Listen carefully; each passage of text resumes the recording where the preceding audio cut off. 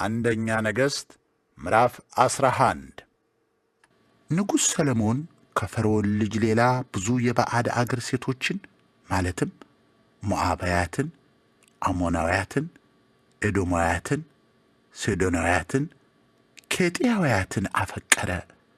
እነዚህም እግዚአብሔር እስራኤላውያንን ልባችሁን ወደ አማልክታቸው በርግጥ ይመልሱታልና ከእነርሱ ጋር መጋባት የለባችሁም ካላቸው አሕዛብ ወገን ነበሩ። ሆኖም ሰለሞን ከእነዚሁ ጋር ፍቅሩ ጠና። እርሱም ከነገሥታት የተወለዱ 700 ሚስቶችና 300 ቁባቶች ነበሩት። ሚስቶቹም ልቡ ወደ ሌላ እንዲያዘነብል አደረጉት። ሰለሞን በሸመገለ ጊዜ ሚስቶቹ ልቡን ወደ ሌሎች አማልክት መለሱት። የአባቱ የዳዊት ልብ እንደተገዛ ሁሉ በፍጹም ልቡ ለአምላኩ ለእግዚአብሔር አልተገዛም።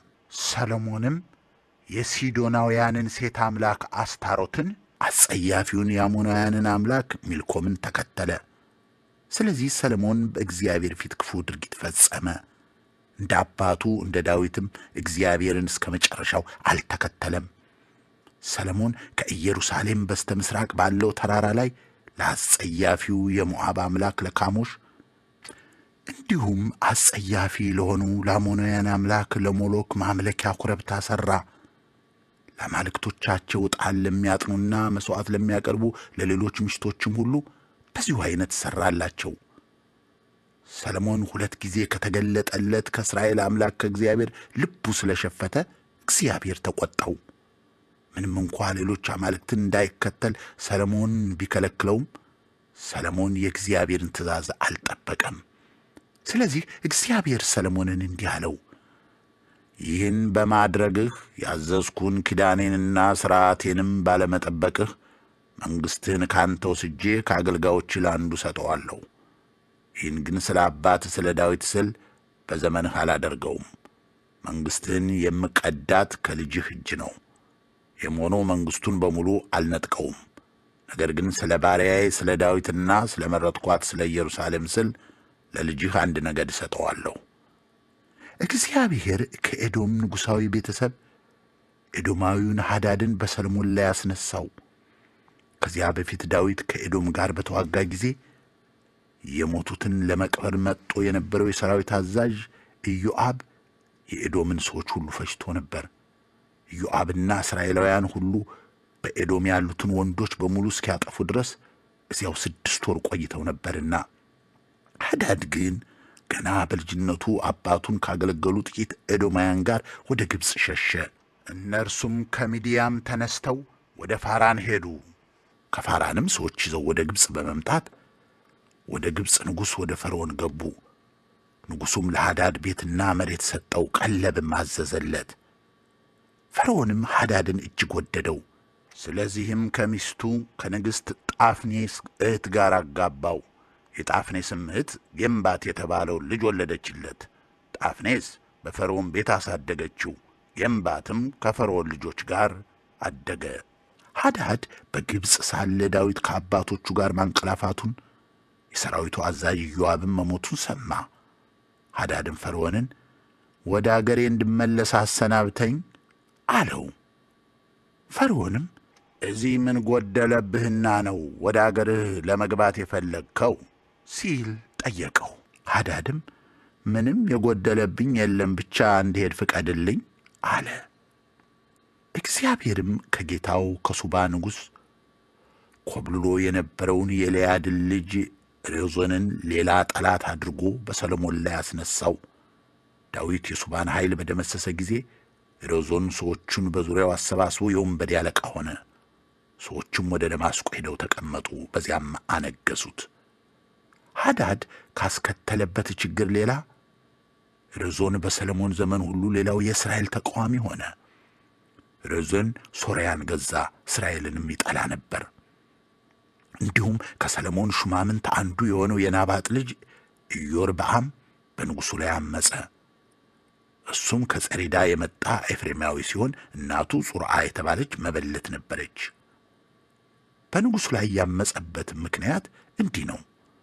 ሰሎሞን ድጋፍ የሚሆኑ እርከኖች በመሥራት የአባቱን የዳዊቱን ከተማ ቅጥር ይጠግን ነበር። ኢዮርብዓም ከፍተኛ ችሎታ ያለው ሰው ነበር። ሰለሞንም ወጣቱ ሥራውን እንዴት በሚገባ እንደሚያከናውን ባየ ጊዜ በዮሴፍ ነገድ ለሚሠራው የጉልበት ሥራ ሁሉ አላፊ ያደረገው። በዚያን ጊዜም ኢዮርብዓም ከኢየሩሳሌም ሲወጣ የሴሎው ነቢይ አኪያ በመንገድ ላይ ተገናኘው። አኪያም አዲስ መጎናጸፊያ ለብሶ ነበር።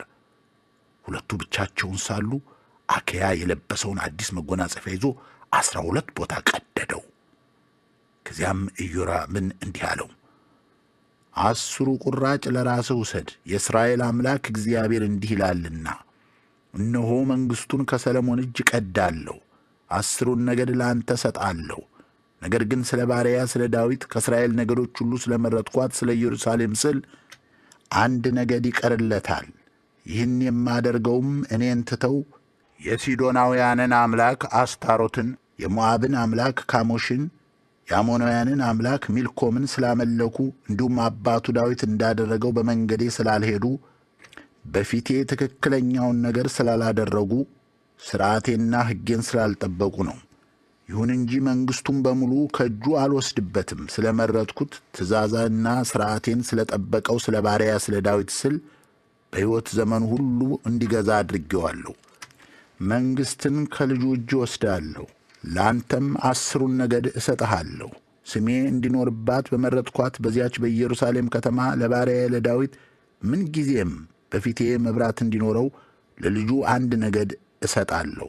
አንተን ግን እኔ ወስድሃለሁ። ልብህ በወደደው ሁሉ ላይ ትነግሣለህ፣ የእስራኤልም ንጉሥ ትሆናለህ። ባሪያዬ ዳዊት እንዳደረገው ሁሉ አንተም ያዘዝሁን ሁሉ ብትፈጽም፣ በመንገዴ ብትሄድ፣ ሥርዓቴንና ትእዛዜን በመጠበቅ ትክክል የሆነውን ነገር በፊቴ ብታደርግ ከአንተ ጋር ሆናለሁ። የዳዊትን ሥርወ መንግሥት እንዳጸናው ለአንተም አጸናልሃለሁ፣ እስራኤልንም ለአንተ እሰጥሃለሁ። ከዚህ የተነሣም የዳዊትን ቤት አዋርዳለሁ፣ ነገር ግን ለዘላለም አይደለም። ሰለሞን ኢዮርብዓምን ለመግደል ፈለገ። ኢዮርብዓም ግን ወደ ግብፅ ሸሸ። ወደ ንጉሡ ወደ ሲሻቅ ሄዶ ሰለሞን እስኪሞት ድረስ በዚያው ተቀመጠ። የቀረው በሰለሞን ዘመነ መንግሥት የተከናወነው የሠራውም ሁሉ ጥበቡም በሰለሞን የታሪክ መጽሐፍ ተጽፎ የለምን? ሰለሞን በሞላው እስራኤል ላይ በኢየሩሳሌም የነገሠው 40 ዓመት ነው። ከአባቶቹ ጋር አንቀላፋ፣ በአባቱ በዳዊት ከተማ ተቀበረ። ልጁም ሮብዓም በእግሩ አንደኛ ነገሥት ምዕራፍ 12 እስራኤላውያን ሁሉ ሊያነግሡት ወደ ሴኬም ስለሄዱ ሮብዓም ወደዚያው ሄደ። የናባጥ ልጅ ኢዮርብዓም ይህን በሰማ ጊዜ ከንጉሥ ሰለሞን ሸሽቶ ከሚኖርበት ከግብፅ ተመልሶ መጣ። ስለዚህም ወደ ኢዮርብዓም ላኩበት። እርሱና ሞላው የእስራኤል ጉባኤም ወደ ሮብዓም መጥተው አባትህ ከባድ ቀንበር ጫነብን፣ አንተ ግን አሁን የአባትን የጭካኔ አገዛዝ የጫነብንንም ከባድ ቀንበር ብታቀልልን እንገዛልሃለን አሉት። ሮብዓምም እንግዲያውስ ሂዱ፣ ከ3 ቀን በኋላ ተመልሳችሁ ወደ እኔ ኑ አላቸው። ስለዚህ ሕዝቡ ሄዱ። ከዚያም ሮብዓም አባቱ ሰሎሞን በሕይወቱ ሳለ ካገለገሉት ሽማግሌዎች ጋር ተማከረ። ለዚህ ሕዝብ ምን መልስ እንድሰጥ ትመክሩኛላችሁ አላቸው። እነርሱም ዛሬ አንተ ለዚህ ሕዝብ አገልጋይ ብትሆን ብትገዛለትና ደስ የሚያሰኝ መልስ ብትሰጠው ምንጊዜም ያንተ አገልጋይ ይሆናል ብለው መለሱለት። ሮብዓም ግን ሽማግሌዎቹ የሰጡትን ምክር ንቆ አብሮ አደግ የሆኑትንና እርሱን የሚያገለግሉትን ወጣቶች ሐሳብ ለማግኘት የእናንተስ ምክር ምንድን ነው? አባትህ የጫነብንን ቀንበር አቅልልልን ለሚሉኝ ለእነዚህ ሰዎች ምን መልስ እንስጥ ሲል ጠየቃቸው። ወጣት አብሮ አደጎቹም እንዲህ አሉት፣ አባትህ ከባድ ቀንበር ጫነብን፣ አንተ ግን ቀንበራችን አቅልልልን ላሉ ለእነዚህ ሰዎች ትንሿ ጣቴ ከአባቴ ወገብ ይልቅ ትወፍራለች። አባቴ ከባድ ቀንበር ጫነባችሁ፣ እኔ ግን ከዚያ ይብስ አከብደዋለሁ። አባቴ ባለንጋ ገረፋችሁ፣ እኔ ግን በጊንጥ ገርፋችኋለሁ በላቸው አሉ። ንጉሡ በሦስተኛው ቀን ተመልሳችሁ ኑ ብሏቸው ስለነበር ኢዮርብዓምና ሕዝቡ ሁሉ በሦስተኛው ቀን ወደ ሮብዓም ተመልሰው መጡ። ንጉሡም በሽማግሌዎቹ የተሰጠውን ምክር ትቶ ሕዝቡን የሚያስከፋ መልስ ሰጣቸው። ወጣቶቹ የሰጡትን ምክርም ተቀብሎ አባቴ ቀንበራችሁን አከበደባችሁ፣ እኔ ደግሞ ከዚያ ይበስ አከብደዋለሁ። አባቴ ባለንጋ ገረፋችሁ፣ እኔ ደግሞ በጊንጥ ገርፋችኋለሁ አላቸው። እግዚአብሔር በሴሎናዊው በአኪያ አማካይነት ስለ ናባጥ ልጅ ስለ ኢዮርብዓም የተናገረው ቀድሞውኑ እግዚአብሔር የወሰነው ስለሆነ መፈጸም ነበረበትና ንጉሡ ሕዝቡን አልሰማም። እስራኤልም ሁሉ ንጉሡ ሊሰማቸው አለመፈለጉን በተረዱ ጊዜ ለንጉሡ እንዲህ በማለት መለሱ። ከዳዊት ምን ድርሻ አለን? ከእሴይስ ልጅ ምን የምናገኘው አለ? እስራኤል ሆይ ወደ የድንኳን ተመለስ፣ ዳዊት ሆይ እንግዲህ የገንዛ ቤትን ጠብቅ። ስለዚህም እስራኤላውያን ወደ ድንኳኖቻቸው ተመለሱ። ሮብዓምም በይሁዳ ምድር በሚኖሩት እስራኤላውያን ላይ ገዥ ሆነ። ንጉሥ ሮብዓም የጉልበት ሠራተኞች አለቃ የነበረውን አዶኒራምን ላከው። ነገር ግን እስራኤል ሁሉ በድንጋይ ወግረው ገደሉት። ንጉሡ ሮብዓም ግን እንደምንም ብሎ ሰረገላው ላይ በመውጣት ወደ ኢየሩሳሌም ሸሸ። ስለዚህ ሕዝቡ በዳዊት ቤት ላይ እስከ ዛሬ ድረስ እንዳመፀ ነው። ኢዮርብዓም መመለሱን እስራኤላውያን ሁሉ በሰሙ ጊዜ ወደ ጉባኤያቸው በማስጠራት በሞላው እስራኤል ላይ አነገሱት። ለዳዊት ቤት በታማኝነት ጸንቶ የተገኘው የይሁዳ ቤት ብቻ ነው።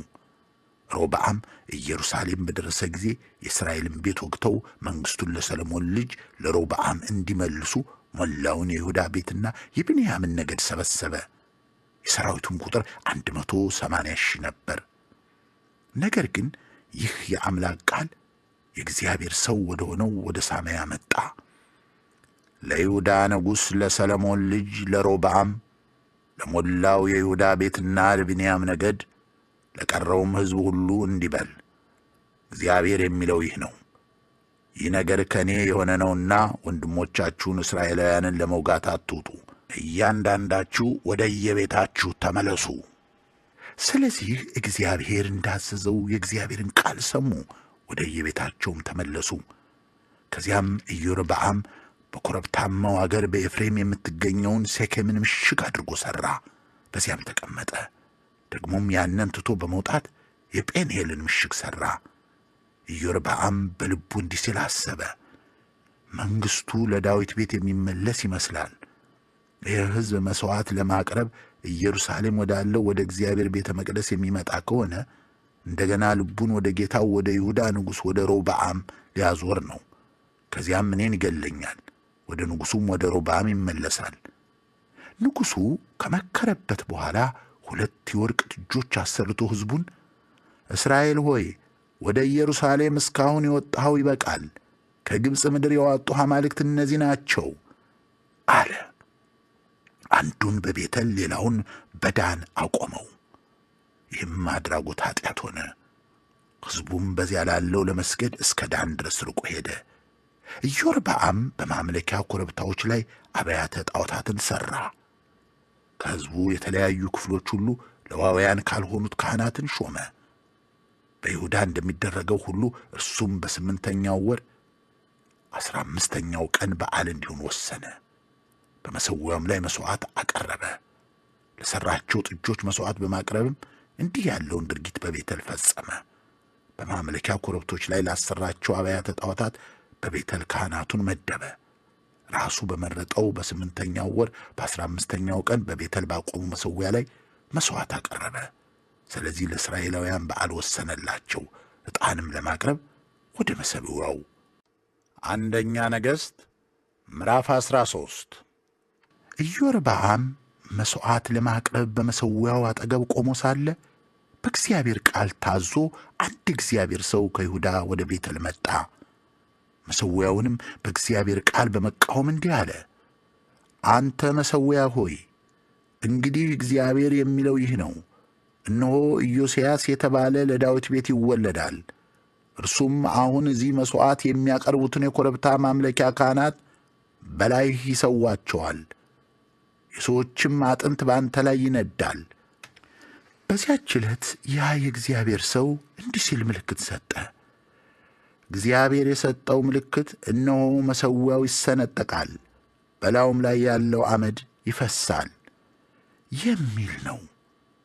ንጉሥ ኢዮርብዓምም ያ የእግዚአብሔር ሰው በቤተል መሠዊያ ላይ ጮኾ የተናገረውን ሲሰማ እጁን መሠዊያው ካለበት በመዘርጋት ያዙት አለ። ነገር ግን ያቺ የዘረጋት እጁ ደርቃ ቀረች፣ ሊመልሳትም አልቻለም። እንዲሁም ያ የእግዚአብሔር ሰው በእግዚአብሔር ቃል ተመርቶ በሰጠው ምልክት መሠረት መሠዊያው ተሰነጠቀ፣ አመዱም ፈሰሰ። ከዚያም ንጉሡ የእግዚአብሔርን ሰው እጄ ወደ ቦታዋ እንድትመለስ ወደ አምላክ ወደ እግዚአብሔር ለምንልኝ ጸልይልኝም አለው። ስለዚህ የእግዚአብሔር ሰው እግዚአብሔርን ለመነ። የንጉሡ እጅ ወደ ቦታዋ ተመለሰች፣ እንደ ቀድሞዋም ሆነች። ንጉሡም የእግዚአብሔርን ሰው አብረኸኝ ወደ ቤት እንሂድ፣ አንድ ነገር ቅመስ፣ ስጦታም አደርግልሃለሁ አለው። የእግዚአብሔር ሰው ግን ለንጉሡ እንዲህ ሲል መለሰለት፣ ግማሽ ሀብትህን ብትሰጠኝ እንኳ አብሬህ አልሄድም።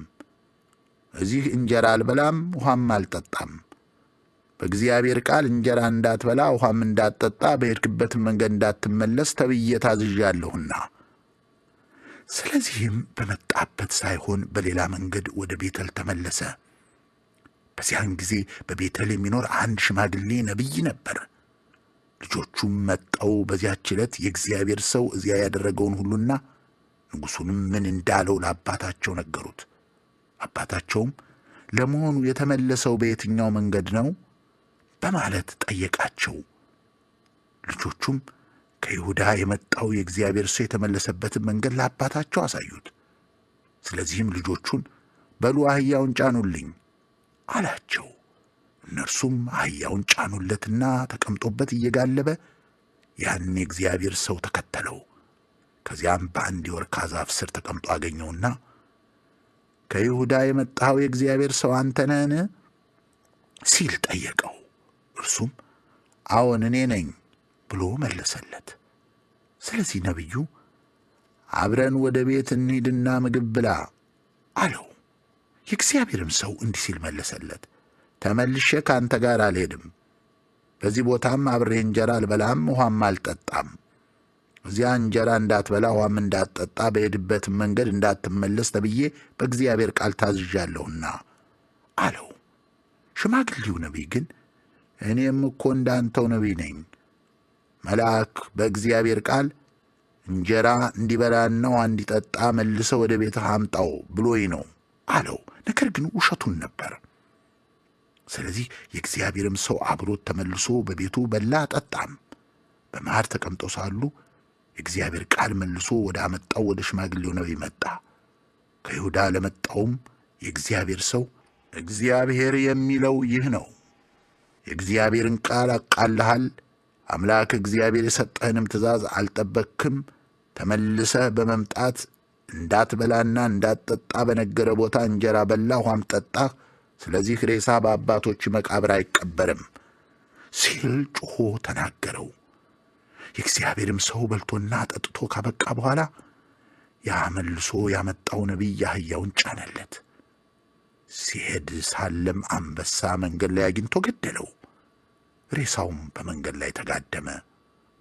አህያውና አንበሳውም አጠገቡ ቆመው ነበር።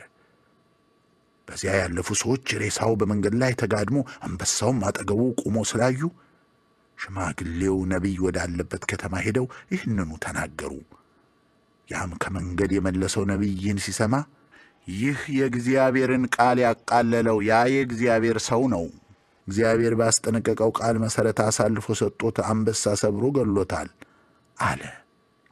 ከዚያም ነቢዩ ልጆቹን በሉ አህያ ጫኑልኝ አላቸውና ጫኑለት።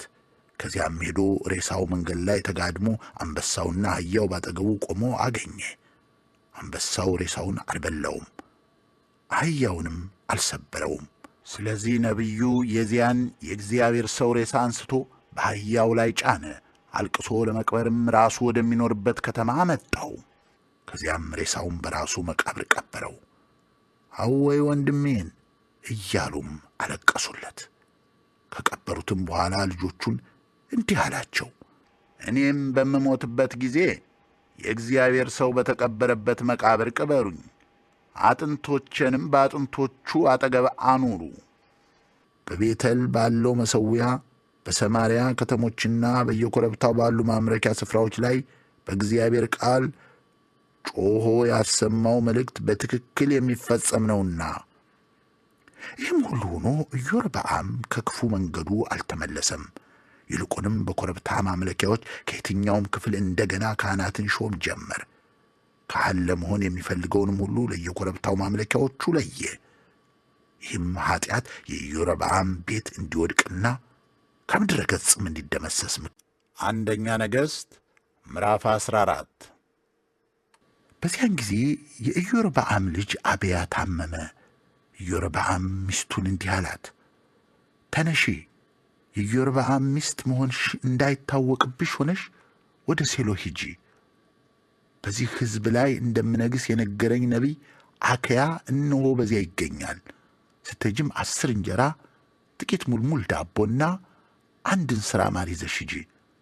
እርሱም በልጁ ላይ የሚደርሰውን ይነግርሻል። ስለዚህ የኢዮርብዓም ሚስት ያላትን አድርጋ በሴሎ ወደሚገኘው ወደ አክያ ቤት ሄደች። በዚያ ጊዜ አክያ ከማርጀቱ የተነሣ ዐይኖቹ ፈዘው ነበር። እግዚአብሔር ግን ለአክያ እነሆ የኢዮርብዓም ሚስት ስለ ታመመው ልጇ ልትጠይቅህ ሌላ ሴት መስላ ትመጣለችና እንዲህ ብለህ መልሳት ብሎ ነገረው። አክያም የእግሯን ጎቴ ድምፅ በሩ ላይ እንደሰማ እንዲህ አላት፣ የኢዮርብዓም ሚስት ሆይ ግቢ። ግን ለምንድን ነው ሌላ ሴት መስለሽ ለመታየት የፈለግሽው? ለአንቺ ከባድ ነገር እንድነግርሽ ተልኬአለሁ። አሁንም ሂጂና ኢዮርብዓምን የእስራኤል አምላክ እግዚአብሔር የሚለው ይህ ነው ብለሽ ንገሪው። ከሕዝቡ መካከል አንስቼ የሕዝቤ የእስራኤል መሪ አደረግኩህ። ከዳዊት ቤት መንግሥቱን ቀድጄ ለአንተ ሰጠሁህ። አንተ ግን በፊቴ መልካም ነገር በማድረግ ብቻ ትእዛዜን እንደ ጠበቀው በፍጹም ልቡም እንደ ተከተለኝ እንደ ባሪያ እንደ ዳዊት አልሆንህም። ከአንተ በፊት ከነበሩት ሁሉ ይልቅ አንተ የከፋ ሥራ ሠራህ። ለራስም ከቀለጠ ብረት ሌሎች አማልክትን ሠራህ።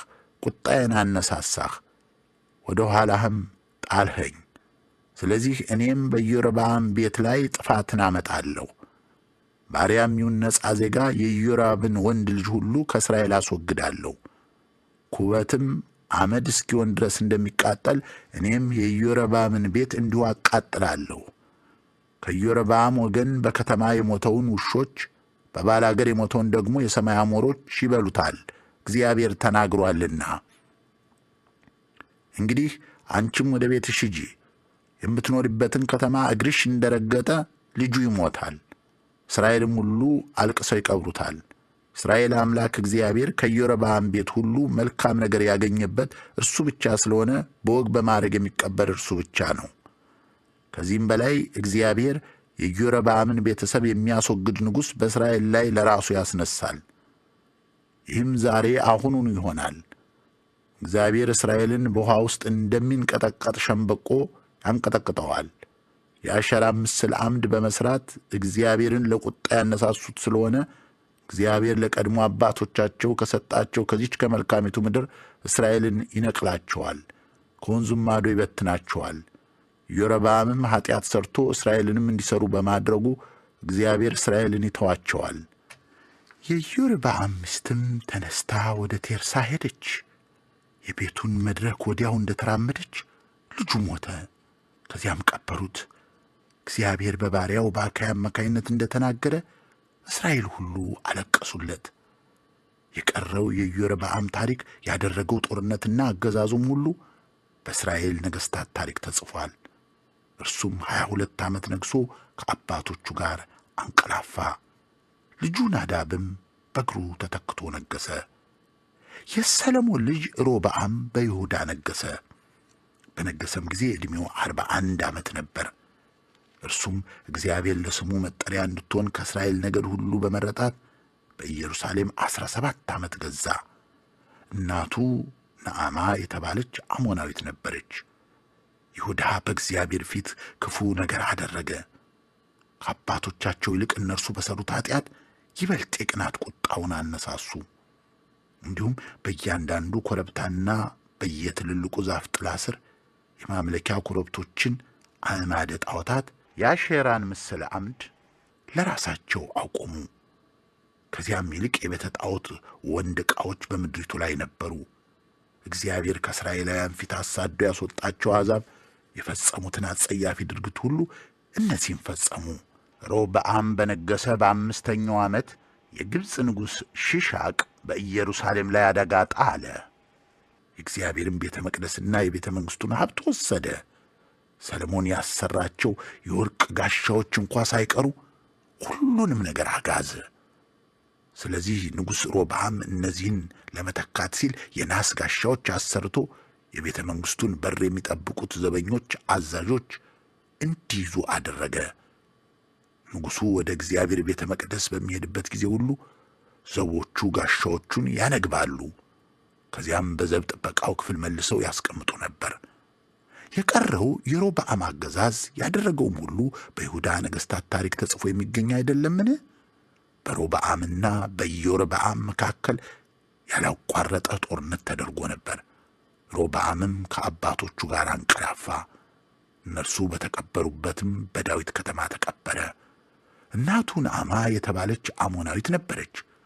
ልጁ አብያም በእግሩ ተተክቶ። አንደኛ ነገሥት ምዕራፍ 15 የናባጥ ልጅ ኢዮርብዓም በነገሰ በ18ኛው ዓመት አብያ በይሁዳ ነገሰ። በኢየሩሳሌም ሆኖ 3 ዓመት ገዛ። እናቱ ማዕካ የተባለች የአቢሶሎም ልጅ ነበረች። እርሱም አባቱ ከእርሱ በፊት የሠራውን ኃጢአት ሁሉ ሠራ። እንደ አባቱ እንደ ዳዊትም በፍጹም ልቡ በታማኝነት ለእግዚአብሔር አልተገዛም። ነገር ግን ከእርሱ ቀጥሎ እንዲነግሥና ኢየሩሳሌምን እንዲያጸናት አምላክ እግዚአብሔር ስለ ዳዊት ሲል በኢየሩሳሌም መብራት ሰጠው።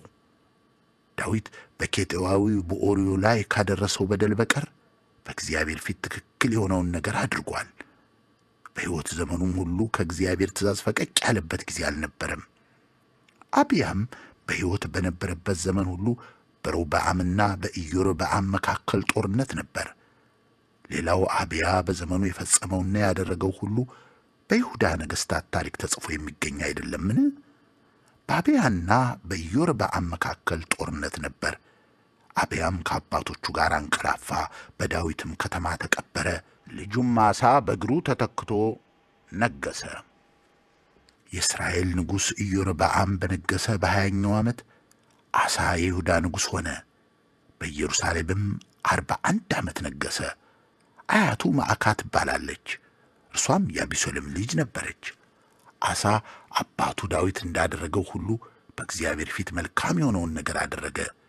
የቤተ ጣዖት ወንድ ዕቃዎችን ከምድሪቱ አባረረ። አባቶቹ የሠራቸውን ጣዖታት ሁሉ አስወገደ። አጸያፊውን የአሽራ ምስል አምድ በማቆሟ አያቱን ማዕካን ከትጌነቷ ሻራት። ጣዖቷንም ሰባብሮ በቄድሮን ሸለቆ አቃጠለው።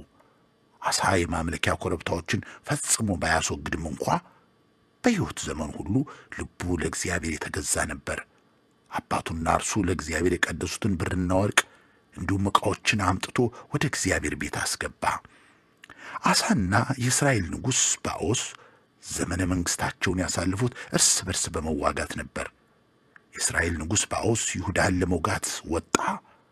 ከዚያም ወደ ይሁዳ ንጉሥ ወደ አሳ ግዛት ማንም እንዳይገባና እንዳይወጣ ለመቆጣጠር ራማን ምሽግ አድርጎ ሠራት።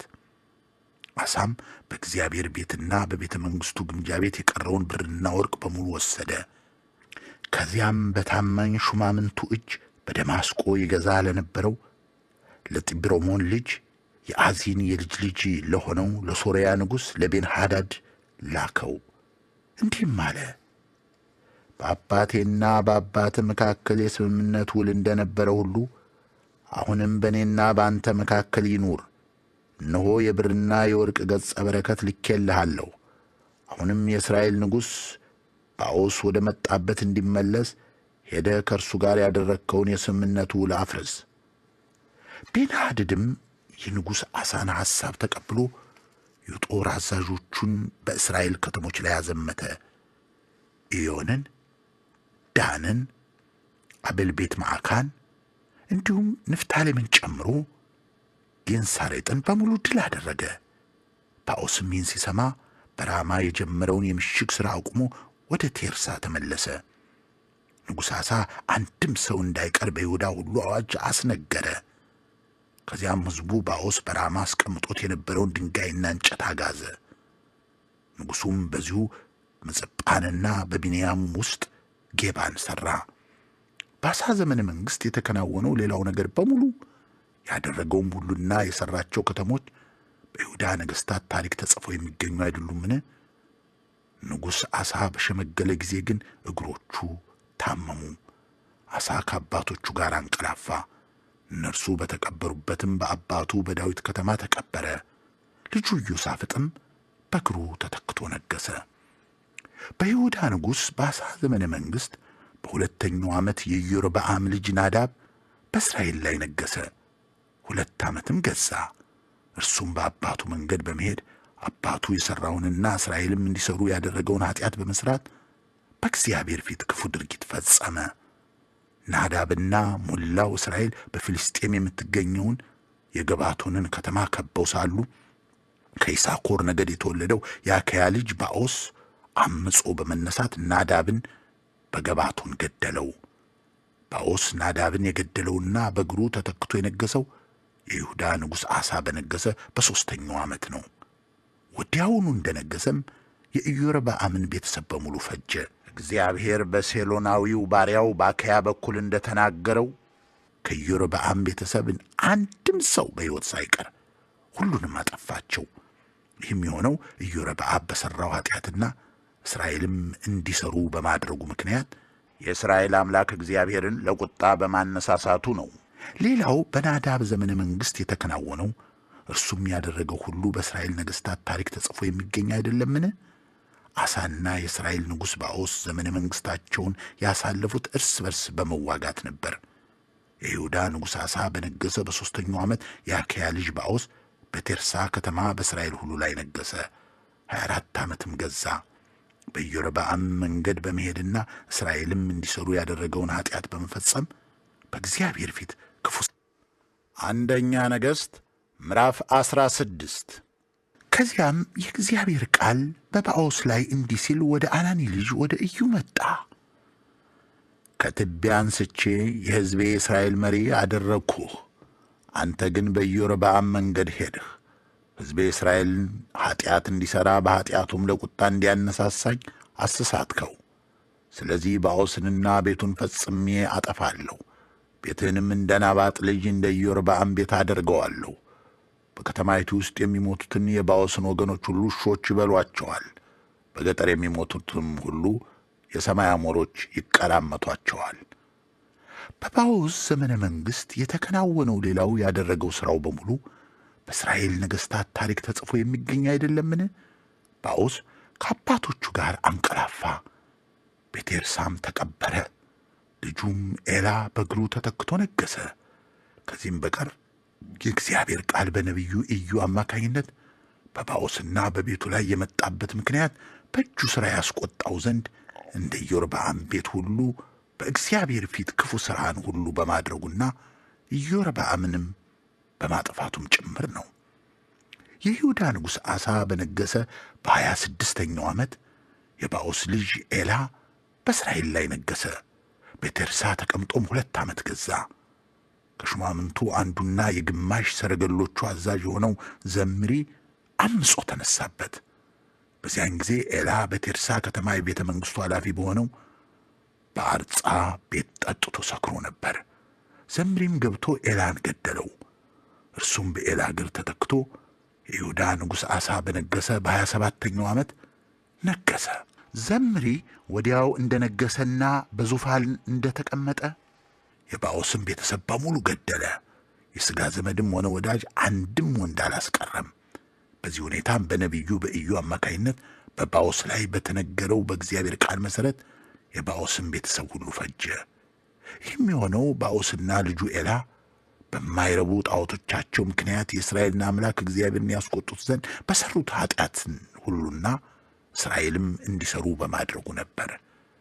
ሌላው ኤላ በዘመኑ የፈጸመውና ያደረገው ሁሉ በእስራኤል ነገሥታት ታሪክ ተጽፎ የሚገኝ አይደለምን? የይሁዳ ንጉሥ አሳ በነገሰ በ27ኛው ዓመት ዘምሪ በቴርሳ ሆኖ 7 ቀን ብቻ ገዛ። በዚህ ጊዜ ሰራዊቱ የፍልስጤማውያን ከተማ የሆነችውን ገባቶንን ከቦ ሰፍሮ ነበር። በዚያም ሰፈር የነበሩ እስራኤላውያን ዘምሪ አምጾ ንጉሡን መግደሉን እንደሰሙ የሰራዊቱን አዛዥ ኦምሪን በዚያው ዕለት እዚያው ሰፈር ውስጥ በእስራኤል ላይ ማንገሳቸውን አወጁ። ከዚያም ኦምሪና አብረውት ያሉት እስራኤላውያን ሁሉ ከገባቶን ወደ ላይ ወጥተው ቴርሳን ከበቡ። ዘምሪ ከተማይቱ መያዟን ሲያይ ቤተ መንግሥቱ ውስጥ ወዳለው ግንብ ገብቶ በቤተ መንግሥቱ ላይ እሳት ለቀቀበትና በዚሁ ሞተ። ይህ የሆነውም በእግዚአብሔር ፊት የተጠላ ክፉ ሥራ በመሥራትና በኢዮርብዓም መንገድ በመሄድ እንዲሁም ራሱ በሠራው ኃጢአትና እስራኤልም እንዲሠሩ ባደረገው ኃጢአት ምክንያት ነው። ሌላው ዘምሪ በዘመኑ የፈጸመው ድርጊትና ያካሄደውም ዓመፅ በእስራኤል ነገሥታት ታሪክ ተጽፎ የሚገኝ አይደለምን? ከዚያም የእስራኤል ሕዝብ ከሁለት ተከፈለ። ይህም ግማሹ የጎናትን ልጅ ታሚኒን ለማንገስ ሲሆን የቀረው ደግሞ ኦምሪን በመደገፍ ነበር። ሆኖም የኦምሪ ተከታዮች ከጎናት ልጅ ከታሚኒ ተከታዮች ይልቅ በረቱ። ስለዚህ ታሚኒ ሞተ፣ ኦምሪም ነገሰ። የይሁዳ ንጉሥ አሳ በነገሰ በ31ኛው ዓመት ኦምሪ በእስራኤል ላይ ነገሰ። 12 ዓመትም ገዛ። ከዚህም ውስጥ 6ቱን ዓመት የገዛው በቴርሳ ሆኖ ነው። እርሱም የሰማርያን ኮረብታ በ2 መክሊት ጥሬ ብር ከሳምር ላይ ገዝቶ ከተማ ሠራባት። ስሟንም በቀድሞ የተራራዋ ባለቤት በሳምር ስም ሰማርያ ብሎ ጠራት። ይሁን እንጂ ኦምሪ በእግዚአብሔር ፊት ክፉ ድርጊት ፈጸመ። ከእርሱ አስቀድሞ ከነበሩትም ይልቅ የበለጠ ኃጢአት ሠራ። እርሱም እስራኤል በማይረቡ ጣዖቶቻቸው የእስራኤልን አምላክ እግዚአብሔርን ለቁጣ እንዲያነሳሱት ባደረገው በናባጥ ልጅ በኢዮርብዓም መንገድ ሁሉና እርሱም ኃጢአት ሠርቶ እስራኤልም እንዲሠሩ ባደረገው ኃጢአት ተመላለሰ። ሌላው ኦምሪ በዘመኑ የፈጸመው ያደረገውና ያከናወነው ሁሉ በእስራኤል የነገሥታት ታሪክ ተጽፎ የሚገኝ አይደለምን? ኦምሪ ከአባቶቹ ጋር አንቀላፋ፣ በሰማርያም ተቀበረ። ልጁም አክዓብ በእግሩ ተተክቶ ነገሰ።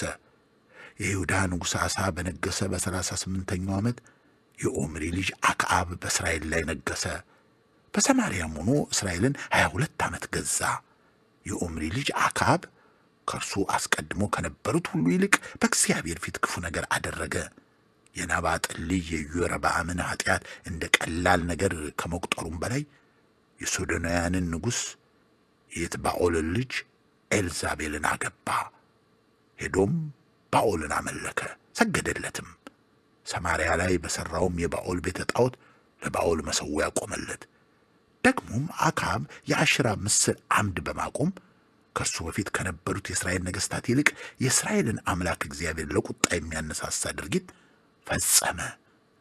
የቤተል ሰው አኪኤል በአክዓብ ዘመን ኢያሪኮን መልሶ ሠራት። እግዚአብሔር በነዌ ልጅ በኢያሱ አማካይነት የተናገረው ቃል ይፈጸም ዘንድ መሠረቷን ሲያኖር በኩር ልጁ አቤሮን ሞተ።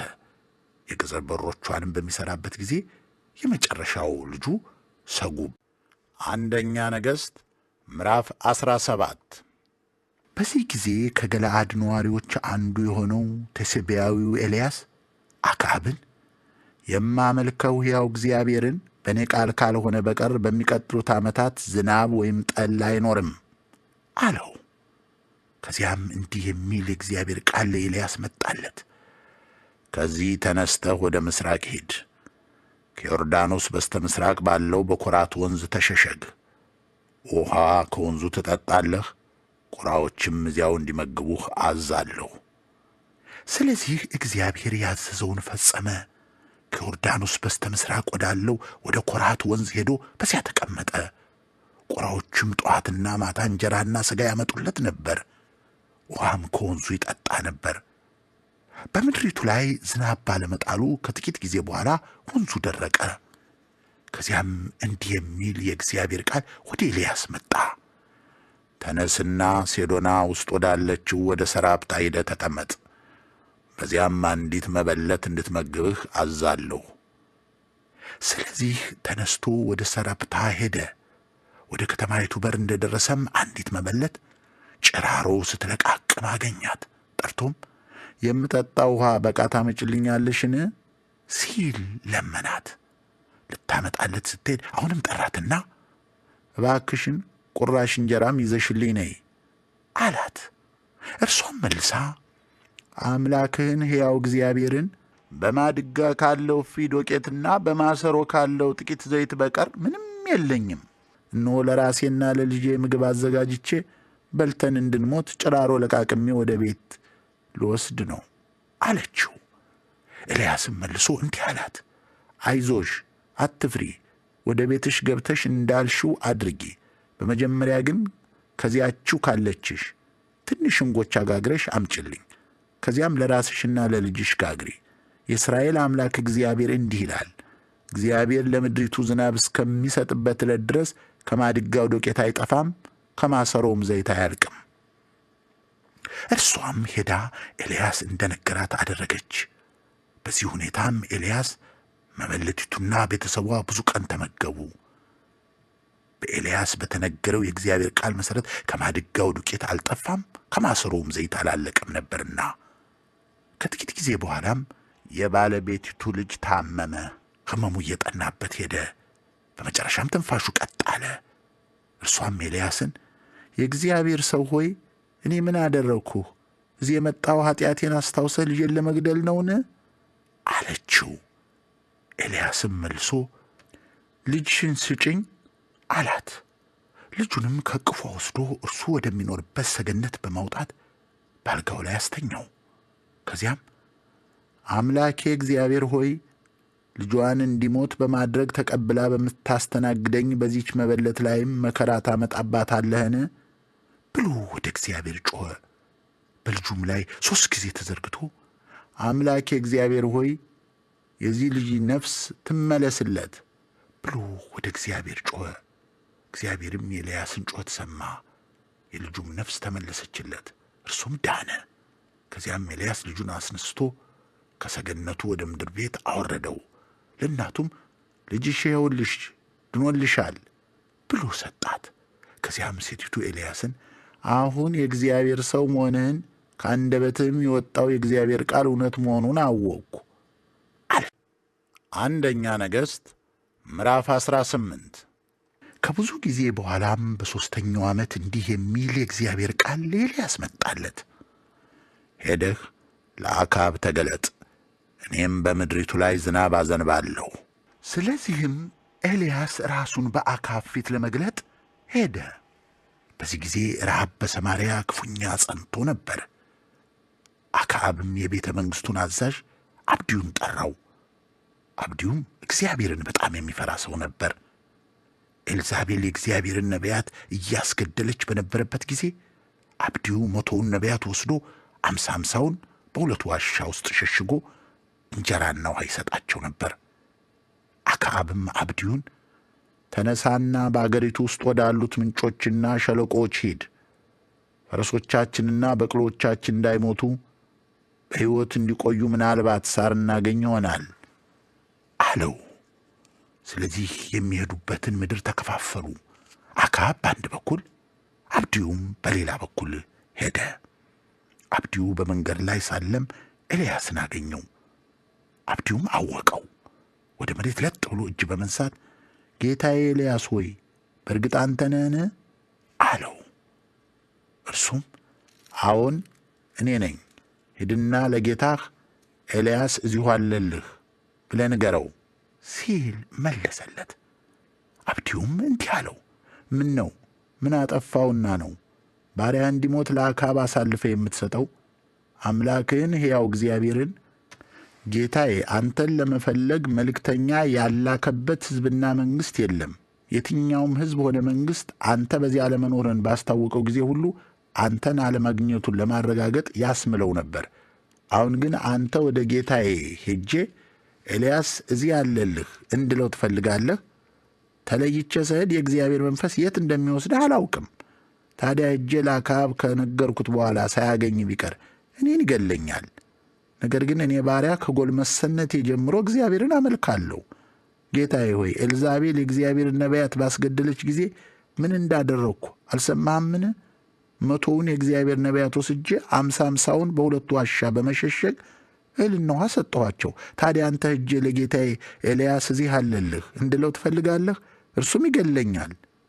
ኤልያስም በፊቱ የቆምሁት ሁሉን የሚገዛ ጌታ እግዚአብሔርን ዛሬ በአክዓብ ፊት በእርግጥ እገለጣለሁ አለ። ስለዚህ አብድዩ ሄዶ ይህንኑ ለአክዓብ ነገረው። አክዓብም ኤልያስን ለማግኘት ሄደ። ኤልያስንም ባየው ጊዜ እስራኤልን የምታውክ አንተ ነህን? አለው። ኤልያስም መልሶ እንዲህ አለ፣ አንተና የአባት ቤት እንጂ እኔ እስራኤልን አላወቅኩም። የእግዚአብሔርን ትእዛዝ ተዋችሁ፣ እነ ባኦልንም ተከተላችሁ። አሁንም ሕዝቡ በቀርሜሎስ ተራራ እንዲገናኘኝ ለሞላው እስራኤል ጥሪ አድርግ። ከኤልዛቤል ማዕድ የሚቀለቡትን 450ውን የባኦል ነቢያት 400ውንም የአሸራ ነቢያት አምጣቸው። ስለዚህ አክዓብ በሞላው እስራኤል ጥሪ አደረገ። ነቢያቱንም በቀርሜሎስ ተራራ ሰበሰበ። ኤልያስም በሕዝቡ ፊት ቀርቦ በሁለት ሐሳብ የምትዋልሉት እስከ መቼ ድረስ ነው? እግዚአብሔር አምላክ ከሆነ እርሱን ተከተሉት፣ ባኦል አምላክ ከሆነም እርሱን ተከተሉት አለ። ሕዝቡ ግን አንዲት ቃል አልመለሱም። ከዚያም ኤልያስ እንዲህ አላቸው፣ ከእግዚአብሔር ነቢያት የተረፍኩ እኔ ብቻ ነኝ። ባኦል ግን 450 ነቢያት አሉት። 2 ወይፈኖች ስጡን፣ እነርሱም አንዱን መርጠው ይውሰዱ። በየብልቱም ቆራርጠው በእንጨት ላይ ያኖሩት፣ ግን እሳት አያንድዱበት። እኔም 2ኛውን ወይፈን አዘጋጃለሁ፣ በእንጨትም ላይ አኖረዋለሁ፣ እሳት አላንድበትም። ከዚያ እናንተ የአምላካችሁን ስም ጥሩ፣ እኔም የእግዚአብሔርን ስም እጠራለሁ። ሰምቶ በእሳት የሚመልሰው እርሱ እውነተኛ አምላክ ነው። ከዚያም ሕዝቡ ሁሉ ያልኸው መልካም ነው አሉ። ኤልያስም ለባኦል ነቢያት እናንተ ብዙ ስለሆናችሁ በመጀመሪያ አንዱን ወይፈን መርጣችሁ አዘጋጁ፣ የአምላካችሁን ስም ጥሩ፣ ግን እሳት አታንድዱበት አላቸው። ስለዚህ የተሰጣቸውን ወይፈን ወስደው አዘጋጁት። ከዚያም ከጠዋት እስከ እኩለ ቀን የባኦልን ስም ጠሩ። ባኦል ሆይ ስማን እያሉ ጮኹ። ድምፅ ግን የለም፣ የሚመልስ አልነበረም። በሠሩት መሠዊያ ዙሪያም እየዘለሉ ያሸበሽቡ ነበር። እኩለ ቀንም ላይ ኤልያስ ድምፃችሁን ከፍ አድርጋችሁ ጩኹ እንጂ አምላክ አይደለም እንዴ? ምናልባት በሐሳብ ተውጦ ወይም ሥራ በዝቶበት፣ አለበለዚያም በጉዞ ላይ ይሆናል። ተኝቶም ከሆነ ቀስቅሱት እያለ ያፌዝባቸው ጀመር። ስለዚህ እየጮኹ እንደ ልማዳቸው ደማቸው እስኪፈስ ድረስ ሰውነታቸውን በሰይፍና በጩቤ ያቆስሉ ነበር። እኩለ ቀን አለፈ። እነርሱም የሰርክ መሥዋዕት እስኪቀርብ ድረስ የሚዘላብድ ትንቢት ይናገሩ ነበር። አሁንም ድምፅ የለም። የመለሰና ከቁም ነገር የቆጠረውም አልነበረም። ከዚያም ኤልያስ ሕዝቡን በሙሉ ወደ እኔ ቅረቡ አላቸው። ሕዝቡም ሁሉ ወደ እርሱ ቀረቡ። እርሱም ፈርሶ የነበረውን የእግዚአብሔር መሠዊያ ሠራ። ከዚያም ኤልያስ ስምህ እስራኤል ይባላል ተብሎ የእግዚአብሔር ቃል በመጣለት በያዕቆብ ልጆች ነገድ ቁጥር ልክ 12 ድንጋይ ወስዶ በድንጋዮቹም ለእግዚአብሔር ስም መሠዊያ ሠራ። በመሠዊያውም ዙሪያ 2 ቁና እህል የሚይዝ ጉድጓድ ቆፈረ። እንጨቱን ረበረበ። የወፈኑንም ሥጋ በየብልቱ ከቈረጠ በኋላ በእንጨቱ ላይ አኖረው። ከዚያም ውኃ በ4 ጋን ሞልታችሁ በመሥዋዕቱና በእንጨቱ ላይ አፍስሱ አላቸው። ደግሞም እንደገና ጨምሩበት አላቸው። እነርሱም ጨመሩበት። 3ኛም ጨምሩበት ሲል አዘዛቸው። እነርሱም ለ3ኛ ጊዜ ጨመሩበት። ውኃውም በመሠዊያው ዙሪያ ፈሰሰ፣ ጉድጓዱንም ሞላው። የሰርክ መሥዋዕት በሚቀርብበትም ጊዜ ኤልያስ ወደ መሠዊያው ቀረብ ብሎ እንዲህ ሲል ጸለየ። የአብርሃም የይስሐቅና የእስራኤል አምላክ እግዚአብሔር ሆይ አንተ የእስራኤል አምላክ መሆንህ እኔም ያንተ አገልጋይ መሆኔና ይህን ሁሉ በትእዛዝ እንዳደረግሁ ዛሬ ይታወቅ። ይህ ሕዝብ አንተ አምላክ እግዚአብሔር እውነተኛ መሆንህና ልባቸውን የመለስከው አንተ መሆንህን ያውቁ ዘንድ እባክህ ስማኝ። እግዚአብሔር ሆይ እባክህ መልስልኝ።